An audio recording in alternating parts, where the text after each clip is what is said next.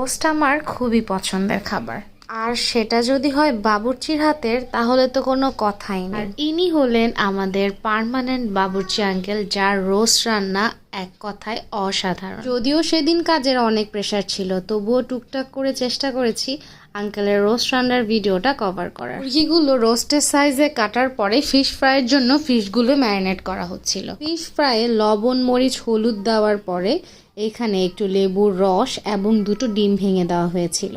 এরপরে ম্যারিনেট করে রাখা হয়েছিল প্রায় হাফ অ্যান আওয়ার। আর ফিশ ফ্রাইটাও হয়েছিল অনেক সুস্বাদু। ফিশ ফ্রাই হোক, চিকেন ফ্রাই হোক, যে কোনো ফ্রাই করার আগে একটু হাতে সময় রেখে ম্যারিনেট করে রাখলে দেখা যায় এটার টেস্টটা অনেক গুণ বেড়ে যায়। যাই হোক, এরপরে রোস্টের জন্য মুরগিটাকে একটা সুন্দর করে ভাজ করছিল, যেভাবে ভিডিওতে দেখিয়েছি ঠিক ওইভাবে। আমি ওনাকে প্রশ্ন করলাম এইভাবে ভাজ করার কারণ কি।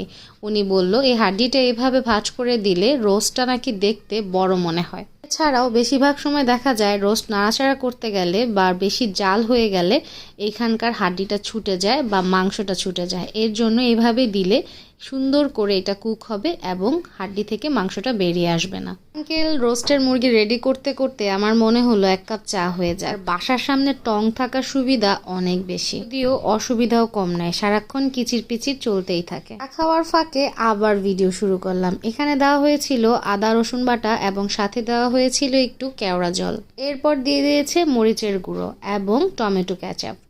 এরপর পরিমাণ মতো লবণ দিয়ে সাথে দেওয়া হলো গরম মশলার গুঁড়ো। এই মশলাগুলো আমরা আগের দিন রাতেই ব্লেন্ড করে রেখেছিলাম। রোস্টে কিন্তু বাদাম বাটা মাস্ট, এখানে উনি পরিমাণ মতো বাদাম বাটা দিয়ে দিয়েছে।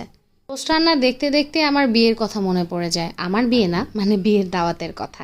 বিয়েতে যে রোস্ট রান্না করা হয় ওইটার টেস্ট কিন্তু অনেক জোস, মানে বিয়ে বাড়ির রোস্টের টেস্টই আলাদা। অনেকে আছে না মশলাটা সাদা সাদা করে একটা রোস্ট বানায়, ওই রোস্টটা আমার খুবই ভালো লাগে। আর যদি সাথে একটু সবজি থাকে একদম জমে ক্ষীর। যাই হোক, এখানে মিক্স মশলাগুলোর মধ্যে আঙ্কেল কাঁচামরিচ কেটে দিচ্ছিল। এরপর যে কড়াইয়ে পেঁয়াজ বেরেস্তা করা হয়েছিল ওই কড়াইয়ে মুরগিগুলো ভেজে নেওয়া হয়েছে।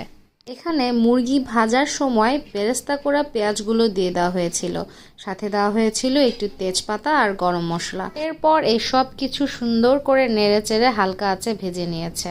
আর মুরগিটা কিন্তু অনেক বেশি ভাজা হয়নি, হালকা ফ্রাই করা হয়েছে।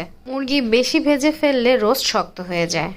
ভাজা হয়ে গেলে যে মশলাগুলো মিশিয়ে রেখেছিল একসাথে, সব মশলাগুলো এখানে দিয়ে দেওয়া হয়েছে। তো এই রান্না দেখতে খুবই ভালো লাগে, মনে হয় যে আমিও একটু নেড়ে চেড়ে দিই, কিন্তু ওনাদের এই হাতাটা এত বেশি ভারী থাকে আমি 1-2বার নাড়লে হাত ব্যথা হয়ে যায়। ও আচ্ছা, এখানে কিন্তু একটু